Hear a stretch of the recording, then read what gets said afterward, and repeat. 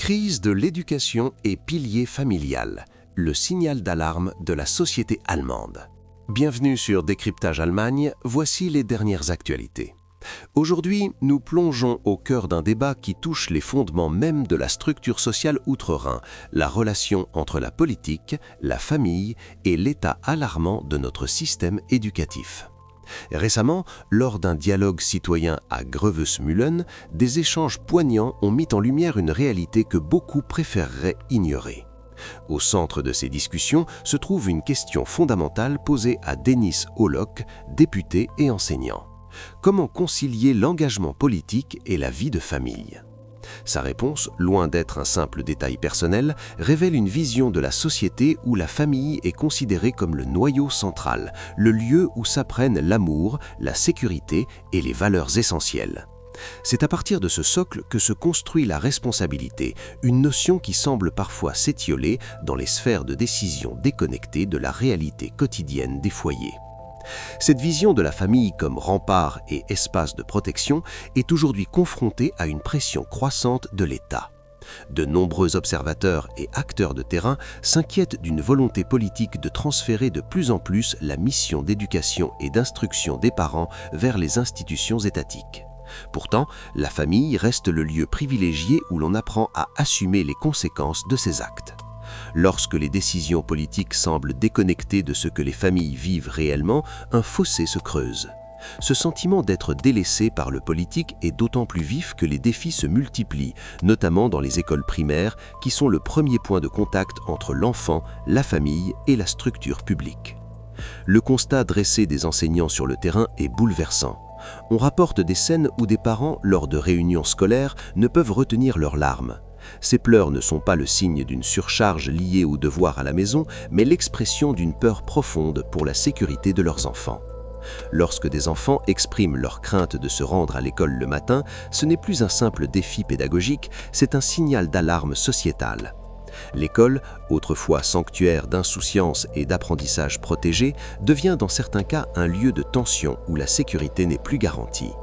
L'apparition de personnel de sécurité dans certaines écoles primaires allemandes marque un tournant historique et inquiétant.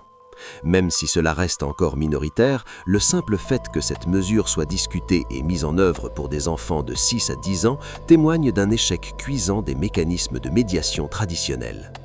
La présence d'agents de sécurité peut certes contenir des dangers immédiats, mais elle ne résout en rien les causes profondes des conflits. Elle ne remplace pas la transmission des valeurs, ne résout pas les tensions sociales et ne compense pas l'épuisement du corps enseignant. En acceptant cette situation comme une forme de prévention, la société consent tacitement à un risque permanent. Les parents se sentent souvent impuissants face à des structures scolaires dépassées, parfois trop idéologisées ou tout simplement incapables d'agir. Ce qui explose aujourd'hui dans les salles de classe est souvent le résultat de décisions politiques différées, d'un manque de courage face à des débats inconfortables et d'une tendance à détourner le regard plutôt qu'à agir précocement. Pour remédier à cette situation, une redéfinition des priorités semble indispensable.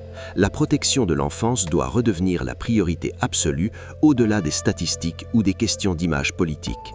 Les écoles primaires doivent rester des zones protégées où une tolérance zéro est appliquée face à la violence et aux menaces, quel que soit le contexte.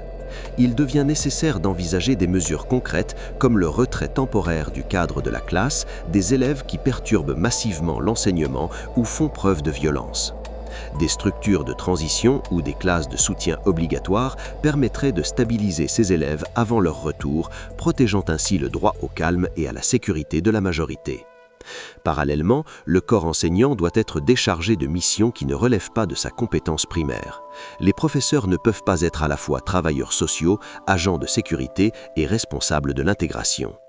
L'idée que chaque problème puisse être résolu simplement par l'ajout de postes d'enseignants est une erreur de jugement si les structures de soutien spécialisées manquent. Une évaluation honnête et transparente de la violence et des menaces en milieu scolaire est nécessaire, sans embellissement des données, car sans diagnostic précis, aucune thérapie efficace n'est possible. L'intégration ne doit plus être un simple espoir, mais s'appuyer sur des critères linguistiques clairs avant même l'entrée à l'école, avec des programmes de soutien obligatoires pour éviter que l'institution scolaire n'ait à réparer ce qui a été négligé politiquement en amont. Enfin, il est crucial de renforcer les droits des parents et de ne plus les percevoir comme des facteurs de perturbation. Le droit d'être entendu lorsque leur enfant exprime une peur réelle ou le droit de changer d'école si la sécurité n'est plus assurée sont des leviers essentiels. En dernière analyse, la responsabilité incombe aux politiques. La crise actuelle n'est pas une fatalité budgétaire, mais le résultat de choix de priorité. Dire qu'il n'y a pas d'argent pour la protection des enfants dans les écoles, tandis qu'on alloue des milliards à d'autres secteurs, est une décision politique délibérée.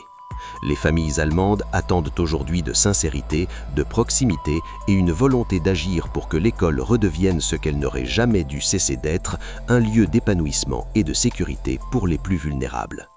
C'était Décryptage Allemagne. À bientôt pour une nouvelle analyse.